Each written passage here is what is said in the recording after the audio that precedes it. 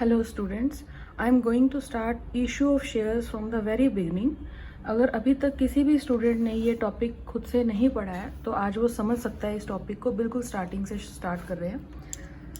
When you are in 11th standard आप sole proprietorship पढ़ रहे थे। First thing, assume yourself like a business only.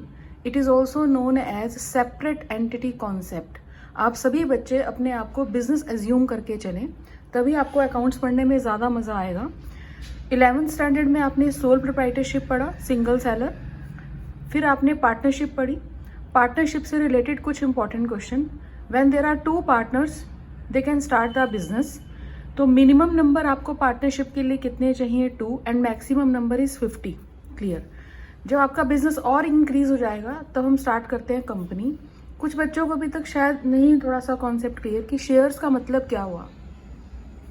There are two sources of for finance for a company. Either company can issue shares और debenture.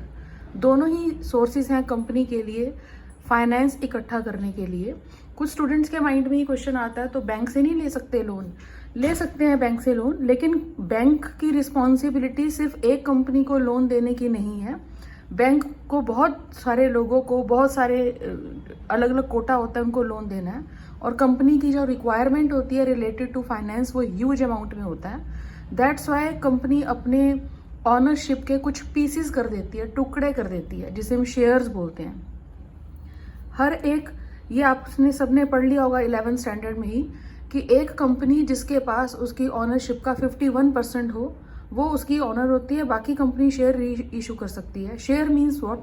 Company अपनी ownership को छोटे छोटे टुकड़ों में डिवाइड कर देती है, जिसे शेयर बोलते हैं। हर एक शेयर की एक फेस वैल्यू होती है। फेस वैल्यू मतलब जैसे एक शेयर 100 का हो सकता है, 10 रुपीज का हो सकता है। This is a face value of the shares. उसके बाद शेयर दो टाइप के हैं, एक है आपका इक्विटी शेयर और एक होता है प्रेफरेंस शेयर।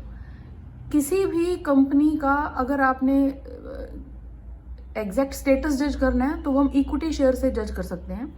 एक होगा आपका preference shares. Share holders are the owner of the company, that's why they are getting dividend from the company. Owner of a company can enjoy the profit of the company, but in the case of a company there are lots of share holder, तो एक share holder ही पूरा profit नहीं खा सकता, तो पूरे profit को company divide कर देती है, जिसे हम डिविडेंड बोलते हैं। हिंदी में से लाभांश बोलते हैं। लाभ का एक अंश, part of profit, is known as dividend. What is the basic difference between equity share and the preference share? Preference shares के आगे कुछ परसेंटेज मेंशन होता है। Suppose 10% preference share, 5% preference share, 12% preference share.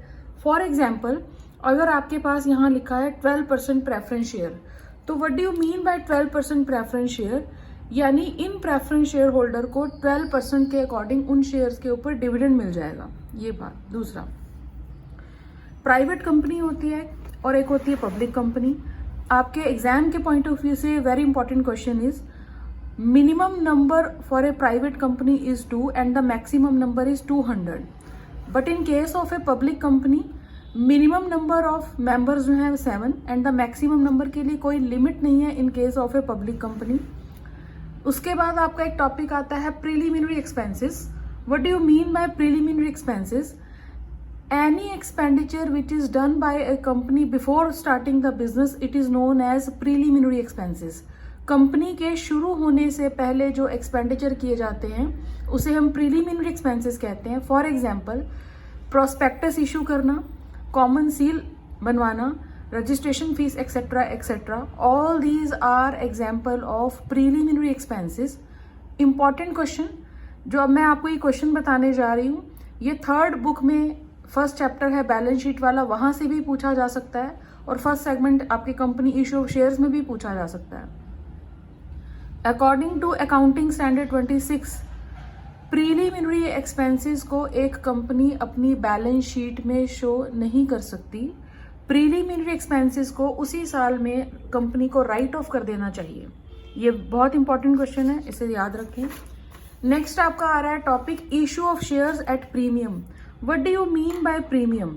Suppose एक share की face value 100 है, this is the face value of the share. एक company अपने शेयर्स को प्रीमियम पर भी इशू कर सकती है। प्रीमियम का मतलब क्या होगा?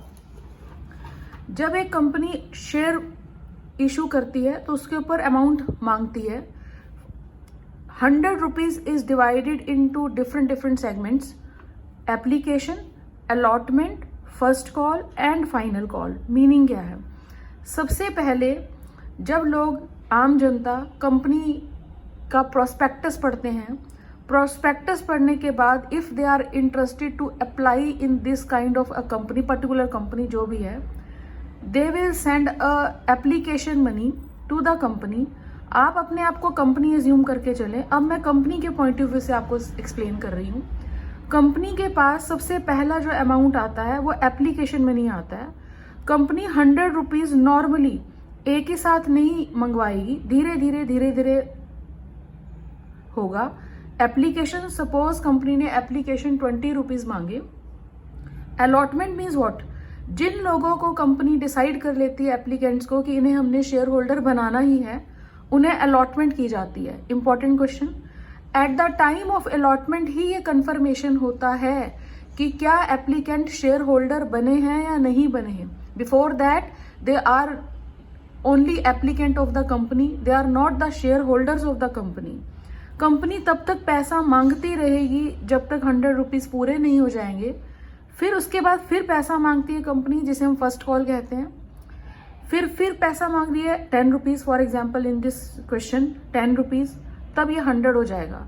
कुछ स्टूडेंट्स के माइंड में ये क्वेश्चन आता है क्योंकि कुछ क्वेश्चंस में ऐसा लिखा होगा first and final call. Suppose in this question अगर कंपनी 50 रुपीज यहां मांग लेती तो वो फर्स्ट और फाइनल कॉल ही हो जाती. क्लियर? कुछ important question related to the premium. Premium कुछ भी हो सकता है, इसके ऊपर कोई भी लीगल रिस्ट्रिक्शन नहीं है according to the company act 2013. One more important question, company act कौन सा है? 2013. प्रीमियम के ऊपर कौन सा एक्ट अप्लाई हो रहा है? सेक्शन 52. उसके बाद आपका आ रहा है use of premium money. What do you mean bye premium? Suppose in this question अगर एक शेयर 100 रुपीज का है लेकिन कंपनी उसको 20 रुपीज प्रीमियम पर इशू कर रही है, तो you can write suppose 10 rupees premium. 10 rupees is a premium. जब हमने स्टूडेंट्स को ये सिखाया कि 100 प्लस 10 प्लस मीन्स व्हाट, ये 10 rupees is not a part of this face value of rupees 100. ये प्रीमियम कुछ एक्स्ट्रा अमाउंट है. ठीक? प्रीमियम का अमाउंट कंपनी कहाँ यूटिलाइज कर सकती है? प्रीलिमिनरी एक्सपेंसेस को राइट ऑफ करने के लिए, कोई डिस्काउंट वगैरह दे रखा है उसे राइट ऑफ करने के लिए. इंपॉर्टेंट, एक कंपनी प्रीमियम वाला एक्स्ट्रा अमाउंट अपनी ही कंपनी के शेयर होल्डर्स को बोनस शेयर देने के लिए भी कर सकती है.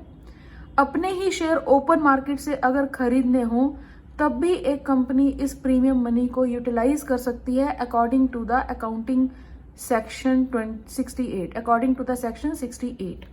अब प्रीमियम के बारे में कुछ और अच्छा. If there is nothing mention in the question कि प्रीमियम कहाँ मांग रही है company, it is understood it should be at the time of allotment only. Suppose in this question, जब भी आप क्वेश्चंस की प्रैक्टिस करें, all these are part of capital but premium is not a part of capital. If in this statement a company is issuing share 10 at the rate of 10 rupees premium, how you can write this premium? Plus 10 plus 10. Application, allotment, first call and final call, ये वाली जो line है इसे sum up करके आप share capital बोल सकते हो. प्रीमियम अमाउंट एक्स्ट्रा होता है.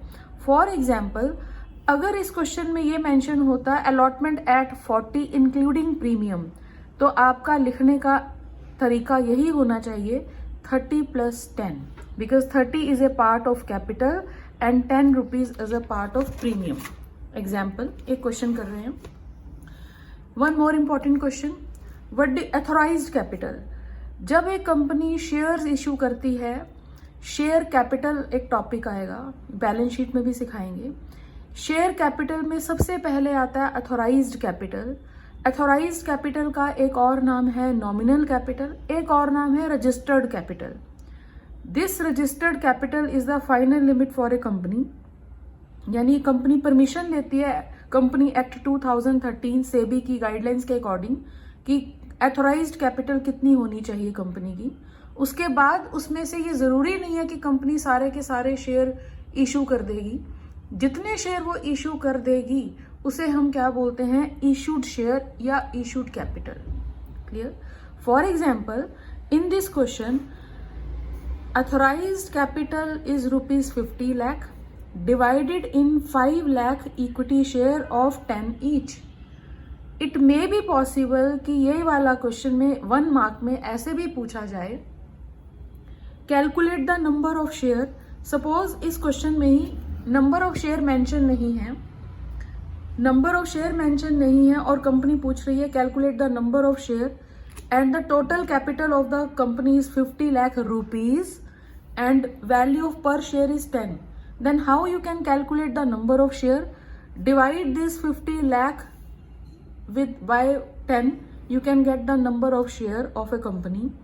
Suppose in this question there are 5 lakh equity share authorized capital, but company is issuing 2 lakh share at a premium of 3 per share. Allotment 5 including premium. Application for allotment 5 है total, जिसमें 3 रुपए का premium भी है। तो students को लिखना कैसे चाहिए, 2 + 3 का जो प्रीमियम है उसे आप अलग लिखेंगे because premium is not a part of share capital.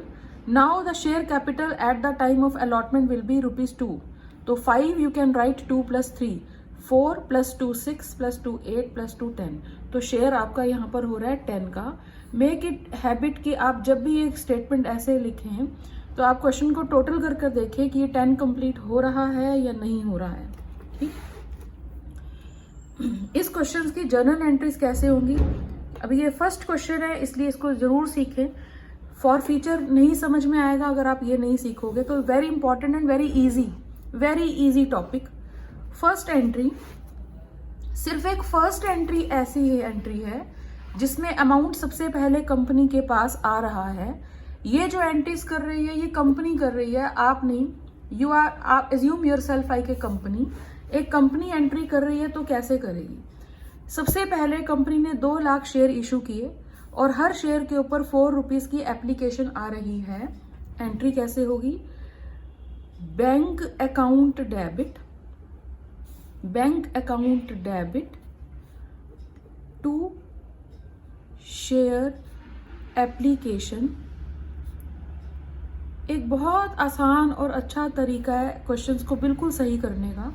इस स्पेस में आप कैलकुलेशन शो करें, 2 लाख शेयर्स इंटू 4 ईच, यानी कंपनी के पास 8 लाख रुपए की शेयर कैपिटल आ रही है।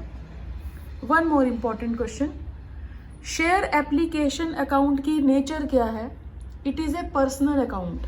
आपने 3 रूल किए हैं, personal account, capital account, nominal account, personal account and real account. Real account का रूल आपके पास क्या होता है, debit what comes in, credit what goes out. Nominal account का rule, debit all expenses and losses, credit all income and gain. Personal account का rule होगा debit the receiver, credit the giver. तो application के ऊपर personal account का rule apply होता है, याद रखना, इंपॉर्टेंट क्वेश्चन है। सेकेंड एंट्री जब कंपनी करेगी, ये एप्लीकेशन अमाउंट कंपनी ट्रांसफर कर देती है किसमें, कैपिटल में, because ultimately this application is a part of share capital. Entry will be share application account debit 8 lakh rupees to share capital. ये आपकी जो भी कैपिटल है, capital is a liability for a company. All the assets have debit balance, all the liabilities have credit balance. It means जितनी भी liabilities होती है वो क्रेडिट हो जाती हैं। 2 एंट्रीज का पेयर है, बहुत आसान टॉपिक है, it's very easy topic.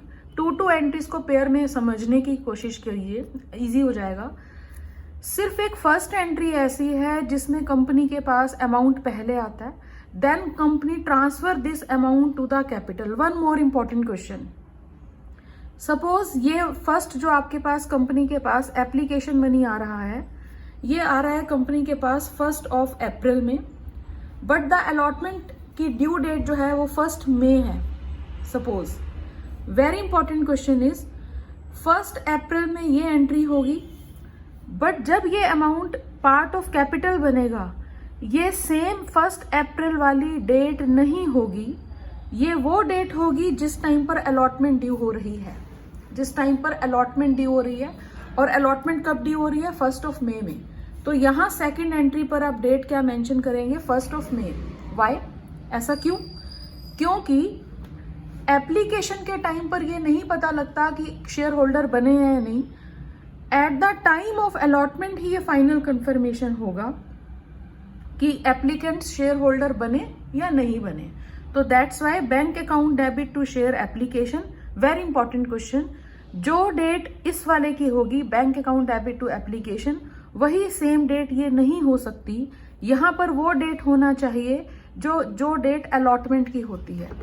Third entry due करेगी कंपनी. अब कंपनी पैसे मांग रही है पहले कि मुझे अलॉटमेंट का पैसा दो. एंट्री क्या होगी? Share allotment account debit, total number of share 2 lakh which is issued by the company 2 lakh. Total amount of allotment money is 10 lakh rupees. One more important thing जो कभी गलत नहीं हो सकता स्टूडेंट से, 2 शेयर कैपिटल. इस 5 रुपए में in this total 5 rupees of allotment 2 is a part of capital and 3 is a premium. तो कैसे लिखेंगे? 2 share capital 2 lakh into 2 4 lakh rupees. 2 security. Security means what? Shares and debenture को marketable securities कहा जाता है. तो शेयर्स इस्तेमाल करने की बजाय हम यहाँ वर्ड इस्तेमाल करते हैं securities. Securities premium account 2 lakh into premium 3 6 lakh. तो टोटल 6 + 4 10. इस क्वेश्चन में सारा पैसा अलॉटमेंट का कंपनी के पास आ गया. अब एंट्री क्या होगी? Bank account debit to share allotment account.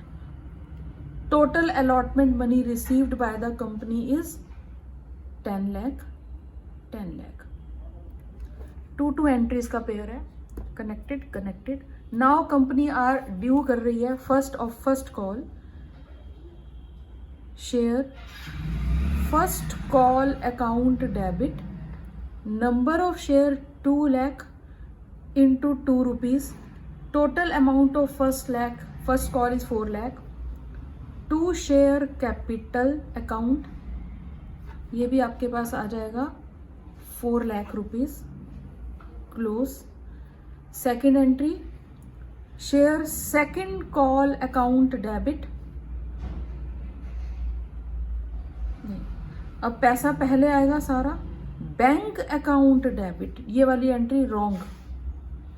Share first 2 entries का पेयर 2 देन 2. ड्यू हो रही है फर्स्ट कॉल. अभी आएगा पैसा कंपनी के पास, तो कंपनी क्या लिखेगी? Bank account debit to first call, bank account debit to share first call, क्योंकि पूरा पैसा कंपनी के पास आ गया 4 lakh rupees. एक सेगमेंट थोड़ा सा चेंज कर देते हैं. Suppose in this question 1000 shares के ऊपर सेकंड कॉल मनी रिसीव नहीं हुआ, आया नहीं पैसा, तो क्या करेंगे? ध्यान से देखना अभी से. सेकंड एंट्री का टॉपिक अच्छे से. ड्यू करने की एंट्री क्या होगी? Share second and final call account debit to share capital. 2 lakh share हैं और फाइनल कॉल 2 rupees की है, 4 lakh rupees. Suppose in this question एक शेयर होल्डर जिसके पास 1000 शेयर्स थे, उसने सेकंड कॉल मनी पे नहीं किया, तो क्या होगा? टोटल अमाउंट कंपनी के पास सेकंड कॉल का 4 लाख रुपीस आना चाहिए था, जिसमें से एक शेयर होल्डर जिसके पास 1000 शेयर थे, उसने अपना फाइनल कॉल मनी 2 रुपीज पे नहीं किया, तो 2000 रुपीज नहीं आए। जो पैसा कंपनी के पास नहीं आया, इसे कॉल्स इन अरियर बोलते हैं। It means eight the time of second call company received 4 lakh minus 2000, 3,98,000. This 2000 rupee not received by the company. तो इसे हम क्या बोल सकते हैं? Calls in arrear. Entry will B bank account debit. Total amount receive कर रही है कंपनी 3,98,000. क्वेश्चन में पूछा जा सकता है open calls in arrear account. Calls in arrear company के लिए एक लॉस है क्योंकि ये अमाउंट कंपनी को मिला नहीं है, तो कॉल्स इन अरियर डेबिट कितना हो जाएगा? 2000 rupees to share second call. Total second call money आपका कितना था? 4 लाख रुपीज.